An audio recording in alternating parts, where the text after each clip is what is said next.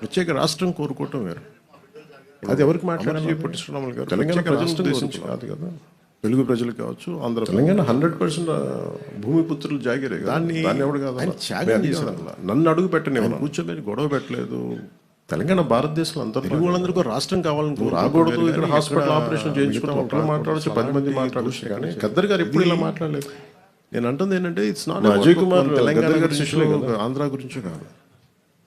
మీరు వెళ్ళే కొద్ది వ్యక్తే కదా, ఈ విభజన మూమెంట్స్ తిరిగిన వ్యక్తే కదా ఆయన. ఒక భూమికి మీరు సరిహద్దు వేయగలరు కానీ మనసులో వేసే ఈ విభజన చూడుకునే పొరపాటు చాలా కనిపించు, చాలా లోతుకి వెళ్ళిపోతాయి. సరిగ్గా అర్థం చేసి భవిష్యత్తులో మనం అద్భుతమైన అభివృద్ధి ఇవ్వలేకపోవచ్చు. మన కనీస ధర్మం ద్వేషం అయితే ఇవ్వకూడదు కదా సమాజానికి.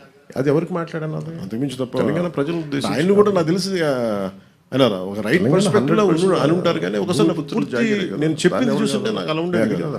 నన్ను అడుగు పెట్టిన సరదాగా మేము మాట్లాడుకున్నాం.